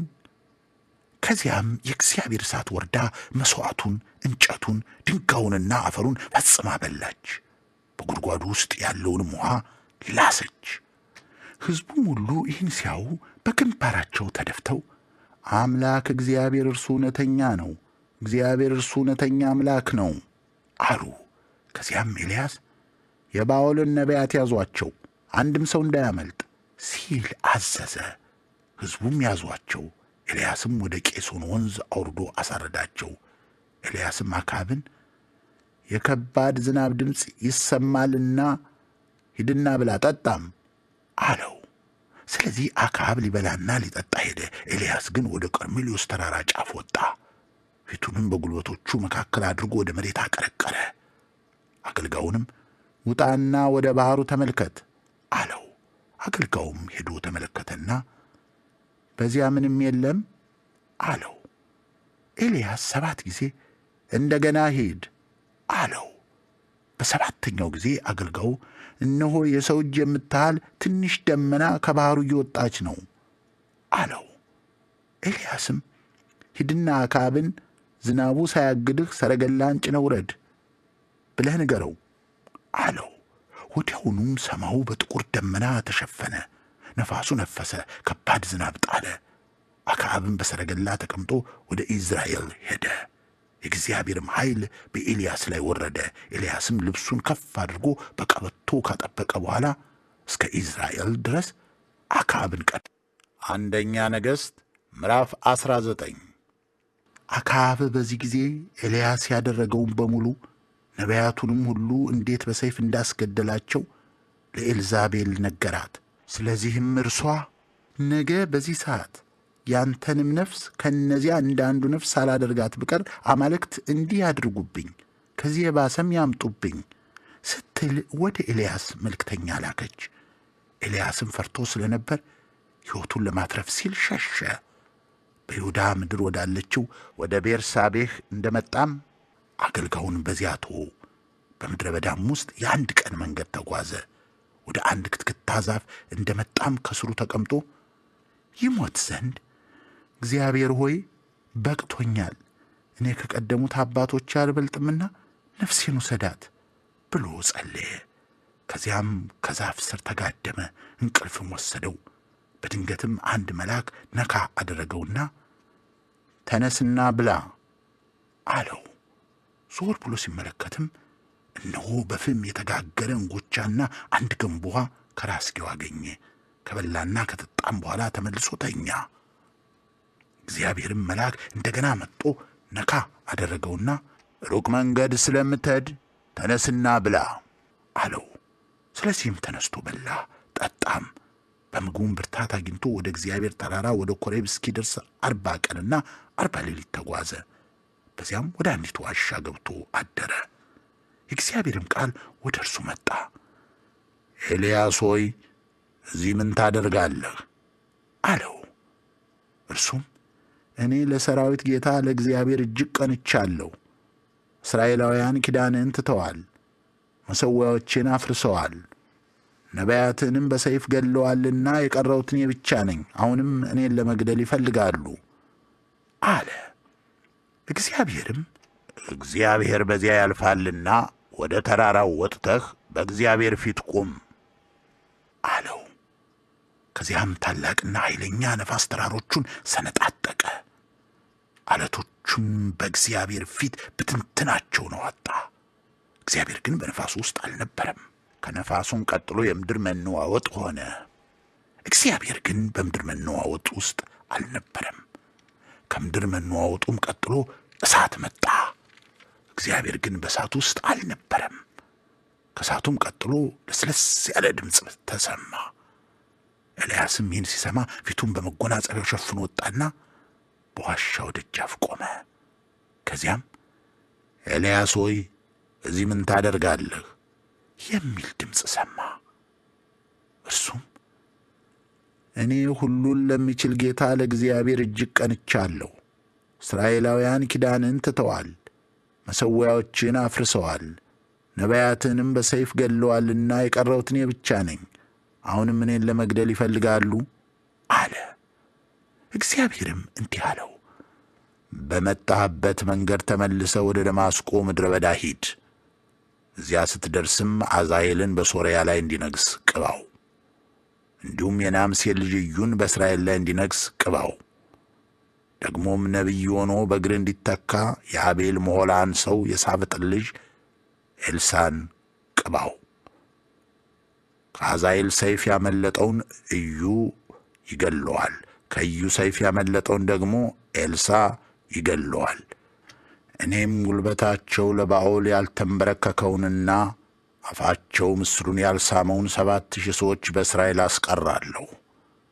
ስለዚህ ኤልያስ ከዚያ ተነስቶ ሲሄድ የሳፋጥን ልጅ ኤልሳን 12 ጥማድ በሬ አውጥቶ ራሱ በ12ኛው ጥማድ በሬ ሲያርስ አገኘው። ኤልያስም ወደ እርሱ መጥቶ መጎናጸፊያውን በላዩ ጣለበት። ከዚያም ኤልሳ በሬዎቹን ትቶ ኤልያስን ተከትሎ እየሮጠ አባቴንና እናቴን ስሜ እንድሰናበታቸው ፍቀድልኝ፣ ከዚያም እከተልሃለሁ አለው። ኤልያስም መልሶ እኔ ምን ያደረግኩ ነገር አለ? ልትመለስ ትችላለህ አለው። ስለዚህም ኤልሳ ትቶት ተመለሰ። ሁለቱን በሬዎቹን ወስዶ አረደ። የእርሻ ዕቃውን አንድዶ ሥጋቸውን በመቀቀል ለሕዝቡ ሰጠ። እነርሱም በሉ። ከዚያም ኤልያስን ለመከተል ሄደ። ረዳቱ አንደኛ ነገሥት ምዕራፍ 20። በዚህ ጊዜ የሶርያ ንጉሥ ቤንሃድድ መላ ሠራዊቱን በአንድነት አሰባሰበ። ከእርሱም ጋር 32 ነገሥታት ከነፈረሶቻቸውና ከነሰረገሎቻቸው አብረውት ነበሩ። ወጡም ሰማርያን ከቦ ወጋት። ወደ ከተማይቱም መልእክተኞች በመላክ የእስራኤልን ንጉሥ አካብን እንዲህ አለው፣ ቤንሃዲድ እንዲህ ይላል፣ ብርና ወርቅህ የኔ ነው፣ የሚያማምሩት ሚስቶችህና ልጆችህም የኔ ናቸው። የእስራኤልም ንጉሥ ጌታዬ ሆይ ልክ እንዳልከው ነው፣ እኔም ሆንኩ የኔ የሆነው ሁሉ ያንተ ነው ሲል መለሰለት። መልእክተኞቹም እንደገና መጥተው እንዲህ አሉት፣ ቤንሃዲድ የሚለው ይህ ነው፣ ብርህንና ወርቅህን ሚስቶችህንና ልጆችህን እንድትሰጠኝ ልኬብህ ነበር። ሆኖም ነገ በዚሁ ጊዜ ቤተ መንግሥትህንና የሹማምንትን ቤቶች እንዲበረብሩ ሹማምንቴን እልካቸዋለሁ። እነርሱም ማናቸውንም ለአንተ ዋጋ ያለውን ሁሉ በእጃቸው በማስገባት ይወስዱታል። የእስራኤልም ንጉሥ የአገሩን ሽማግሌዎች ሁሉ ጠርቶ ይሄ ሰው እንዴት ጠብ እንደሚፈልግ ታያላችሁ። ሚስቶቼንና ልጆቼን ብሬንና ወርቄን እንዳስረክበው በጠየቀኝ ጊዜ አልከለከልኩትም አላቸው። ሽማግሌዎቹና ሕዝቡም ሁሉ የሚልህን አትቀበለው፣ የጠየቀህንም እሺ አትበለው አሉት። ስለዚህ ለቤንሃድድ መልእክተኞች ለጌታዬ ለንጉሡ እኔ ባሪያ በመጀመሪያ ያልከኝን ሁሉ አደርጋለሁ፣ የአሁኑን ጥያቄህን ግን ልፈጽመው አልችልም ብላችሁ ንገሩት አላቸው። መልእክተኞችም ይህንኑ ይዘው ተመለሱ። ከዚያም ቤንሃድድ ለሚከተለኝ ሰው ሁሉ የሰማርያ አፈር አንዳንድ እፍኝ የሚዳረስ ሳይሆን ቢቀር አማልክትን ያድርጉብኝ፣ ከዚህ የባሰም ያምጡብኝ ሲል ሌሎች መልእክተኞችን ወደ አካብ ላከ። እስራኤልም ንጉሥ ታጥቆ ለጦርነት የሚወጣ ሰው የጦር ትጥቁ እንደፈታ ሰው መደንፋት የለበትም ብላችሁ ንገሩት አላቸው። ቤንሃድድም ይህንን መልእክት የሰማው አብረውት የነበሩት ነገሥታት በድንኳኖቻቸው ውስጥ ሆነው በሚጠጡበት ጊዜ ነበር። ቤንሃድድ ሰዎቹን በሉ ለጦርነት ተዘጋጁ አላቸው። ስለዚህ ከተማይቱን ለመውጋት ተዘጋጁ። በዚያን ጊዜ አንድ ነቢይ ወደ እስራኤል ንጉሥ ወደ አካብ መጥቶ እግዚአብሔር እንዲህ ይላል፣ ይህን ብዙ ሰራዊት ታያለህን? ዛሬ በእጅህ አሳልፌ እሰጥሃለሁ፣ ከዚያም እኔ እግዚአብሔር መሆኔን ታውቃለህ አለው። አካብም ይህን የሚያደርገው ማን ነው ሲል ጠየቀ። ነቢዩም እግዚአብሔር እንዲህ ይላል፣ ይህን የሚያደርጉት የየአውራጃው አዛዥ የሆኑ ወጣት መኮንኖች ናቸው አለው። ታዲያ ጦርነቱን የሚጀምረው ማን ነው ሲል ጠየቀ። ነቢዩም አንተው ትጀምራለህ ብሎ መለሰ። ስለዚህ አክዓብ የየአውራጃው አዛዥ የሆኑትን 232 ወጣት መኮንኖች ጠራ። ከዚያም የቀሩትን እስራኤላውያን ሰበሰበ። እነዚህም በአጠቃላይ 7,000 ነበሩ። እነርሱም ቤንሃድድና ከእርሱ ጋር ተባብረው የነበሩት 32ቱ ነገሥታት በድንኳኖቻቸው ውስጥ ሰክረው ሳለ እኩለ ቀን ላይ መጡ። በግንባር ቀደምትነት የወጡት ግን የየአውራጃው አዛዥ የሆኑት ወጣት መኮንኖች ነበሩ። በዚህ ጊዜ ቤንያድድ ሰላዮች ልኮ ነበርና እነርሱም ሰዎች ከሰማርያ ወጥተው ወደዚህ በመምጣት ላይ ናቸው ብለው ነገሩት። እርሱም አመጣጣቸው ለሰላምም ይሁን ለጦርነት ከነ ሕይወታቸው ይዛችሁ አምጧቸው አለ። የየአውራጃው አዛዥ የሆኑ ወጣት መኮንኖችም ሰራዊቱን አስከትለው ከከተማይቱ ወጡ። እያንዳንዱም በፊቱ የገጠመውን ጠላት ገደለ። ሶርያውያን ሸሹ። እስራኤላውያንም ያሳድዷቸው ጀመር። የሶርያ ንጉሥ ቤንያድድ ግን በፈረሱ ላይ ሆኖ ከጥቂት ፈረሰኞቹ ጋር አመለጠ። የእስራኤል ንጉሥ አክዓብም ወደፊት በመግፋት ፈረሶችና ሰረገሎቹን ማረከ። በሶርያውያንም ላይ ከባድ ጉዳት አደረሰባቸው። ከዚያም በኋላ ነቢዩ ወደ እስራኤል ንጉሥ መጥቶ በሚመጣው የጸደይ ወራት የሶርያ ንጉሥ ተመልሶ ይመጣብሃልና በርታ፣ ምን ማድረግ እንዳለብህም እወቅ አለው። በዚያኑ ጊዜም የሶርያ ንጉሥ ሹማምንት እንዲህ ሲሉ መከሩት። አማልክታቸው የኮረብታ አማልክት ናቸው። ያየሉብንም ከዚህ የተነሳ ነው። በሜዳ ላይ ብንገጥማቸው ግን እኛ እንደምናየልባቸው አያጠራጥርም። እንግዲህ እንዲህ አድርግ፣ ነገሥታቱን በሙሉ ከአዛዥነታቸው አስነሳ፣ በቦታቸውም ሌሎች ሹማምንት አድርግ። ከእስራኤል ጋር በሜዳው ላይ እንዲጋጠም በፈረሱ ፈንታ ፈረስ፣ በሰረገላው ፈንታ ሰረገላ በመተካት እንደ ተደመሰሰው ያለ ሰራዊት አቋቁም። ከዚያ በኋላ ከእነርሱ ይበልጥ እኛ እንደምንበረታ አያጠራጥርም። ንጉሡም ባቀረቡት ሐሳብ ተስማማ፣ እንዳሉትም አደረገ። በተከታውም የጸደይ ወራት ቤንሃድድ ሶርያውያንን አሰባስቦ እስራኤልን ለመውጋት ወደ አፌቅ ወጣ። እስራኤላውያንም እንደዚሁ ተሰብስበው ስንቅ ከተሰጣቸው በኋላ ሊገጥሟቸው ተሰልፈው ወጡ። ሶርያውያን አገር ምድሩን ሞልተውት ሳለ እስራኤላውያን ግን እንደ ሁለት ትናንሽ የፍየል መንጋ ሆነው ከፊት ለፊታቸው ሰፈሩ። የእግዚአብሔርም ሰው ወጥቶ ለእስራኤል ንጉሥ እግዚአብሔር እንዲህ ይላል፣ ሶርያውያን እግዚአብሔር የኮረብታ እንጂ የሸለቆ አምላክ አይደለም ብለዋልና ይህን ስፍር ቁጥር የሌለው ሰራዊት በእጅህ አሳልፌ እሰጥሃለሁ፣ አንተም እኔ እግዚአብሔር መሆኔን ታውቃለህ አለው። በየሰፈሩበትም ቦታ 7 ቀን ከተፋጠጡ በኋላ በሰባተኛው ቀን ጦርነት ገጠሙ። እስራኤላውያንም በአንዲት ጀንበር ከሶርያውያን ሰራዊት 100,000 እግረኛ ገደሉ። የቀሩት ወደ አፌቅ ከተማ ሸሹ። በዚያም በ27,000 ላይ ቅጥሩ ተንዶ ወደቀባቸው። ቤንሃድድም ወደ ከተማይቱ ሸሽቶ በመሄድ ወደ አንዲት እልፍኝ ገብቶ ተደበቀ። ሹማምንቱም የእስራኤል ቤት ነገሥታት መሐሪዎች መሆናቸውን ሰምተናል። አሁንም እንነሳና በወገባችን ላይ ማቅ ታጥቀን በራሳችን ላይ ገመድ ጠምጥመን ወደ እስራኤል ንጉሥ እንሂድ፣ ምናልባትም ሕይወትህን ያተርፉት ይሆናል አሉት። እነርሱም በወገባቸው ላይ ማቅ ታጥቀው በራሳቸው ላይ ገመድ ጠምጥመው ወደ እስራኤል ንጉሥ በመሄድ አገልጋይ ቤንያድድ እባክህ በሕይወት እንድኖር ፍቀድልኝ ብሎ ይለምንሃል አሉት። ንጉሡም እስካሁን በሕይወት አለን? ወንድሜ እኮ ነው አለ። ሰዎችም ይህን በደግ በመተርጎም ቃሉን ካፉ ቀበል አድርገው አዎን ቤንሃድድ ወንድም ነው አሉት። ንጉሡም በሉ ሂዱና አምጡት አላቸው። ቤንሃድድም በመጣ ጊዜ አክዓብ ሰረገላው ላይ እንዲወጣ አደረገው። ቤንሃድድም አባቴ ከአባቴ የወሰዳቸውን ከተሞች እመልሳለሁ፣ አባቴ በሰማርያ እንዳደረገው ሁሉ አንተም በደማስቆ የራስ ገበያ ማቋቋም ትችላለህ አለው። አክዓብም እንግዲያውስ ስምምነት አድርገን በነጻ ለቅቃለሁ አለው። ስለዚህም ከእርሱ ጋር የውል ስምምነት አድርጎ ለቀቀው። ከነቢያት ልጆች አንዱ ጓደኛውን በእግዚአብሔር ቃል ታዞ ምታኝ አለው። ሰውየው ግን ፈቃደኛ አልሆነም። ስለዚህም ነቢዩ ለእግዚአብሔር ባለመታዘዝህ ከእኔ ተለይተህ እንደሄድክ አንበሳ ይገልሃል አለው። ሰውየው ከሄደ በኋላ አንበሳ አግኝቶ ገደለው።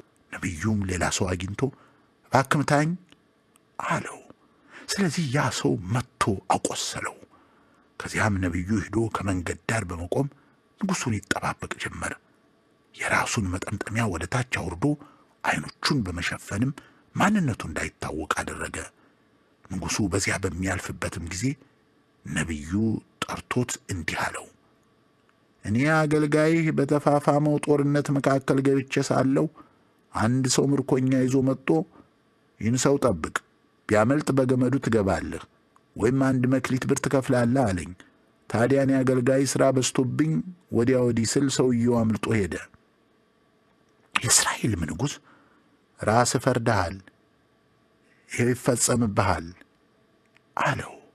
ከዚያም ነቢዩ መጠምጠሚያውን በፍጥነት ከዓይኑ ላይ አነሣ። የእስራኤልም ንጉሥ ያ ሰው ከነቢያት አንዱ መሆኑን አወቀ።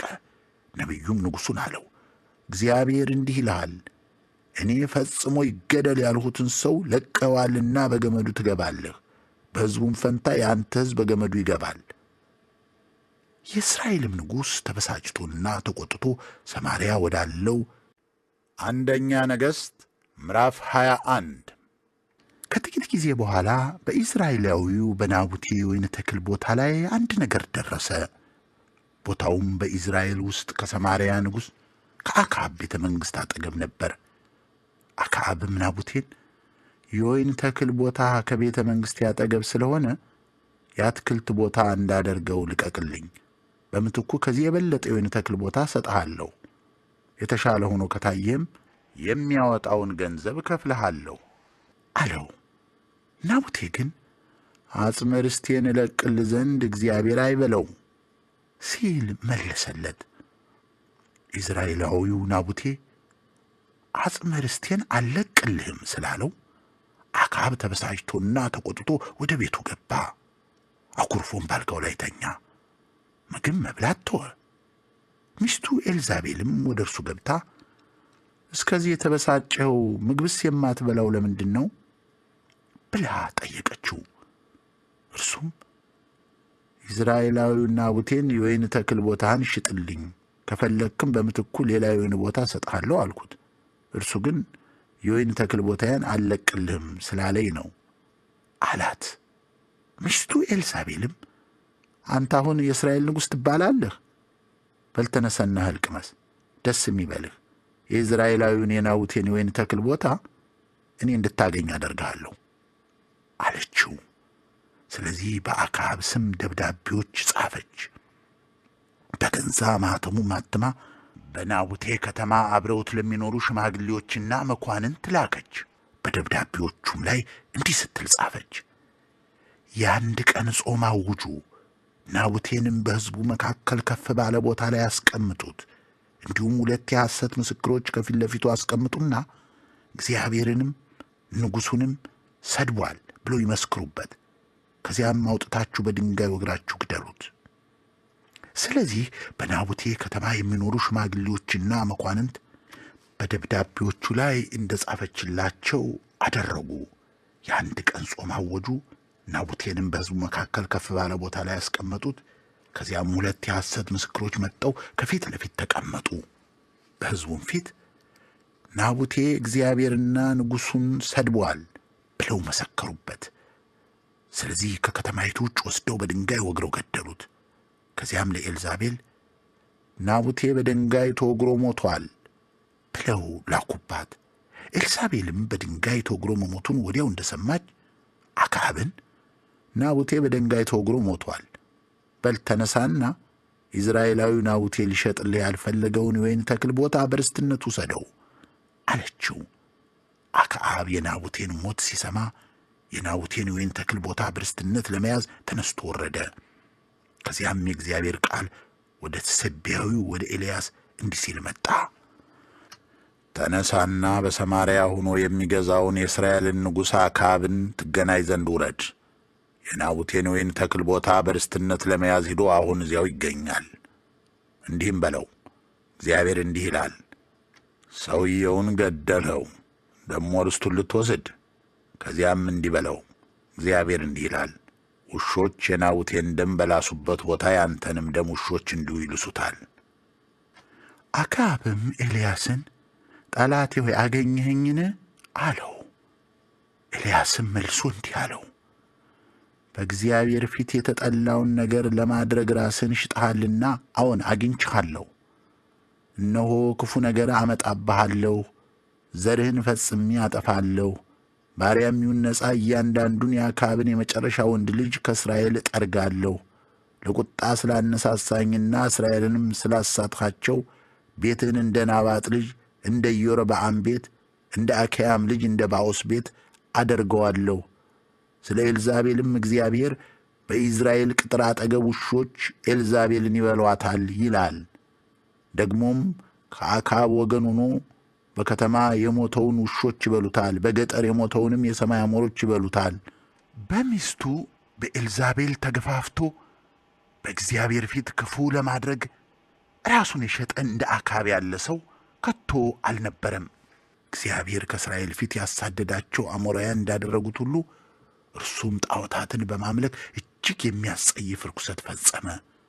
አክዓብም ይህን ቃል ሲሰማ ልብሱን ቀደደ፣ ማቅ ለብሶ ጾመ፣ በማቅ ላይ ተኛ፣ በሐዘን ኩርምት ብሎም ይሄድ ነበር።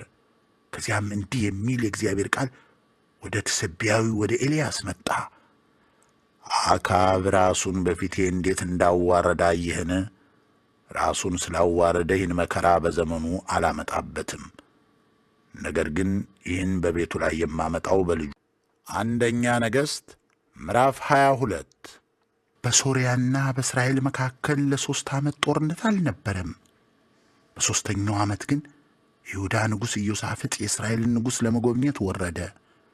የእስራኤልም ንጉሥ ሹማምንቱን በገለዓድ የምትገኘው ሬማት የእኛ ሆና ሳለች ከሶርያው ንጉሥ እጅ ለመመለስ ምንም እንዳላደረግን አታውቁምን? አላቸው። ስለዚህ ኢዮሳፍጥን በገለዓድ የምትገኘው ሬማት ላይ ለመዝመት አብረህ ለመሄድ ትፈቅዳለህን? ሲል ጠየቀው። ኢዮሳፍጥም እኔ ያው እንዳንተ ነኝ፣ ሕዝቤ እንደ ሕዝብህ፣ ፈረሶችም እንደ ፈረሶች ናቸው አለ። ኢዮሳፍጥም የእስራኤልን ንጉሥ በመጀመሪያ ግን የእግዚአብሔርን ሐሳብ ጠይቅ አለው። ስለዚህ የእስራኤል ንጉሥ 400 ነቢያትን በአንድነት ሰብስቦ በገለዓድ በምትገኘው ሬማት ላይ ልዝመት ወይስ ልተው ሲል ጠየቃቸው። እነርሱም እግዚአብሔር በንጉሡ እጅ አሳልፎ ይሰጣታልና ዝመትባት አሉት። ኢዮሳፍጥ ግን የምንጠይቀው የእግዚአብሔር ነቢይ ይህ የለምን? አለ።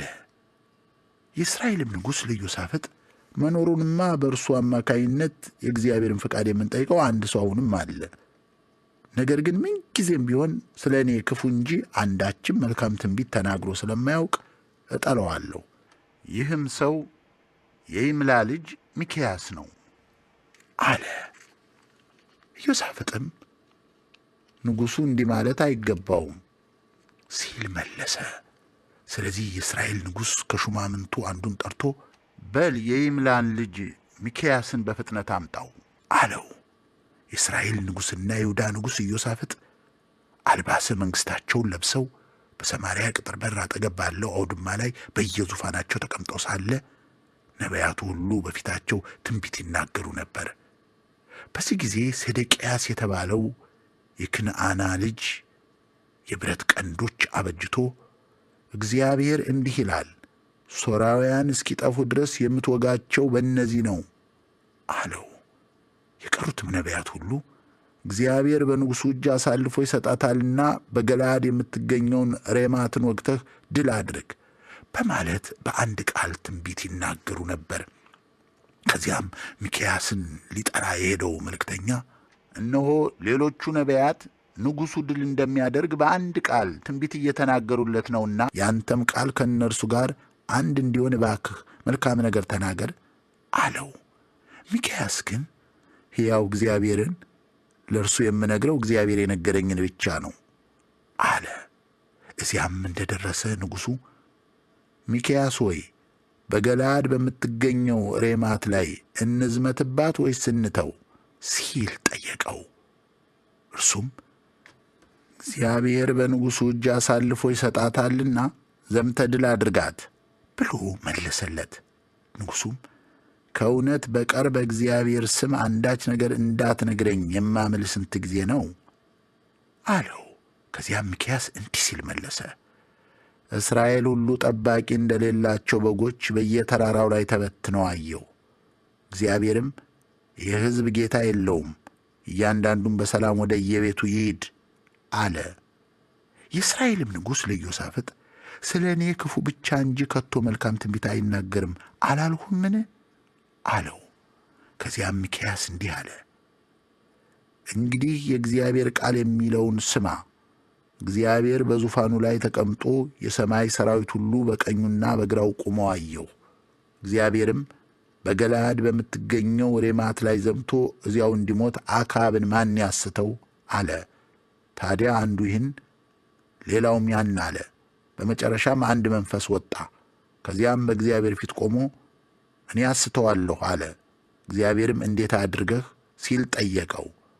እርሱም እኔ እወጣለሁ፣ በገንዛ ነቢያቱም አፍ ሁሉ የሐሰት መንፈስ ሆነዋለሁ አለ። እግዚአብሔርም በል እንግዲያው ውጣና አስተው ይሳካልሃል አለው። ስለዚህ እነሆ እግዚአብሔር በእነዚህ ሁሉ ነቢያት አፍ የሐሰት መንፈስ አኖረ፣ በአንተም ላይ መዓቱን እንደሚያመጣብህ ተናገረ። ከዚያም የክንዓና ልጅ ሴዴቅያስ መጥቶ ሚክያስን በጥፊ መታውና ለመሆኑ የእግዚአብሔር መንፈስ ከእኔ ቤት በኩል አልፎ ነው አንተን መጥቶ ያናገረህ ሲል ጠየቀው። ሚክያስም ይህንማ ለመደበቅ ወደ አንዲት እልፍኝ በሄድህ ዕለት ታውቀዋለህ አለው። ከዚያም የእስራኤል ንጉሥ እንዲህ ሲል አዘዘ፣ በሉ ሚክያስን ይዛችሁ ወደ ከተማይቱ ገዢ ወደ አሞንና ወደ ንጉሡ ልጅ ወደ ኢዮአስ መልሱት። ከዚያም ንጉሡ በደህና እስክመለስ ድረስ ይህን ሰው በእስር ቤት አቆዩት፣ ከደረቅ እንጀራና ከውሃ በስተቀር ሌላ እንዳትሰጡት ብሎአል በሉት አለ። ሚክያስም አንተ በደህና ከተመለስክ እግዚአብሔር በእኔ አልተናገረማ አለ። ከዚያም በመቀጠል በዚህ ያለው ሕዝብ ሁሉ ይህን ቃሌን ልብ ብለህ ያዘው አለ። ስለዚህ የእስራኤል ንጉሥና የይሁዳ ንጉሥ ኢዮሳፍጥ በገለዓድ ወደምትገኘው ሬማት ወጡ። የእስራኤል ንጉሥ ኢዮሳፍጥን እንዳልታወቅ እኔ ልብስ ለውጬና ሌላ ሰው መስዬ እገባለሁ፣ አንተ ግን ልብሰ መንግሥትን ልበስ አለው። ስለዚህ የእስራኤል ንጉሥ ራሱን ደብቆ ወደ ጦርነቱ ገባ። በዚህ ጊዜ የሶርያ ንጉሥ 32ቱን የሰረገላ አዛዦች ከራሱ ከእስራኤል ንጉሥ በቀር ትንሽም ይሁን ትልቅ ከማንም ጋር እንዳትገጥሙ ሲል አዟቸው ነበር። የሰረገላ አዛዦቹ ኢዮሳፍጥን ሲያዩት ያለ ጥርጥር ይህ የእስራኤል ንጉሥ ነው አሉ። ስለዚህ አደጋ ሊጥሉበት ከበቡት። ኢዮሳፍጥ ሲጮህ ግን የሰረገላ አዛዦቹ እርሱ የእስራኤል ንጉሥ አለመሆኑን አውቀው መከታተሉን ተዉት። ነገር ግን አንዱ ቀስቱን ሳያልም እንዲሁ ሲያስፈነጥር በጦር ልብሱ መጋጠሚያ ላይ የእስራኤልን ንጉሥ ወጋው። ንጉሡም ሰረገላ ነጂውን ቆስያለሁና ወደ ኋላ ዙረህ ከጦሩ ሜዳ አውጣኝ አለው። ጦርነቱም ቀኑን ሙሉ ተፋፍሞ አለ። በዚህ ጊዜም ንጉሡ በሶርያውያን ፊት ለፊት ሰረገላው ላይ ቀና ብሎ እንደተደገፈ ነበር። የቁስሉ ደም በሰረገላው ወለል ላይ ይወርድ ነበር። በዚያን ዕለት ማታም ንጉሡ ሞተ። ፀሐይ ስትጠልቅም በሰራዊቱ መካከል እያንዳንዱ ሰው ወደ የቤቱ እያንዳንዱም ወደ አገሩ ይሄድ የሚል ጩኸት አስተጋባ። ንጉሡ ስለ ሞተም ወደ ሰማርያ አምጥተው እዚያው ተቀበረ። ሰረገላውንም አመንዝሮች በታጠቡበት በሰማርያ ኩሬ አጠቡት። እግዚአብሔርም እንደተናገረው ቃል ደሙን ውሾች ላሱት። ሌላው በአክዓብ ዘመነ መንግሥት የተፈጸመውና ያደረገው ሁሉ ቤተ መንግሥቱን መሥራቱና በዝሆን ጥርስ መለበጡ እንዲሁም የሠራቸው የምሽግ ከተሞች በእስራኤል ነገሥታት ታሪክ የተጻፈ አይደለምን? አክዓብም ከአባቶቹ ጋር አንቀላፋ። ልጁ አካዝያስም በእግሩ ተተክቶ ነገሠ። የእስራኤል ንጉሥ አክዓብ በነገሠ በአራተኛው ዓመት የአሳ ልጅ ኢዮሳፍጥ በይሁዳ ነገሠ። ኢዮሳፍጥ ሲነግሥ ዕድሜው 35 ዓመት ነበር። እርሱም በኢየሩሳሌም 25 ዓመት ገዛ። እናቱ አዙባ ትባላለች። እርሷም የሼልሄ ልጅ ነበረች። ባካሄዱም ሁሉ የአባቱን የአሳን መንገድ ተከተለ። ከዚያች ፈቀቅ አላለም። በእግዚአብሔርም ፊት መልካም የሆነውን አደረገ። ይሁን እንጂ በየኮረብታው ላይ ያሉትን የማምለኪያ ቦታዎች አላጠፋም። ሕዝቡም በዚያ መሥዋዕት ይሰዋ ዕጣንም ያጥን ነበር። እንዲሁም ኢዮሳፍጥ ከእስራኤል ንጉሥ ጋር በሰላም ኖረ። ሌላውም ኢዮሳፍጥ በዘመነ መንግሥቱ የፈጸመው ያከናወነውና ያደረገው ጦርነት ሁሉ በይሁዳ ነገሥታት ታሪክ የተጻፈ አይደለምን? ከአባቱ ከአሳ ዘመን በኋላ እንኳ ተርፈው በጣዖት ማምለኪያ ቦታዎች የነበሩትን የወንድ ዕቃ ቅሬታዎች ከምድሪቱ አስወገደ። በዚያን ጊዜ ኤዶም ንጉሥ አልነበራትም፣ የሚገዛት እንደራሴ ነበር። ኢዮሳፍጥ ወርቅ ለማምጣት ወደ ኦፊር የሚሄዱ የንግድ መርከቦች አሰርቶ ነበር። ይሁን እንጂ በኤጽዮን ጋብር ስለተሰበሩ ከቶ ወደዚያ መሄድ አልቻሉም ነበር።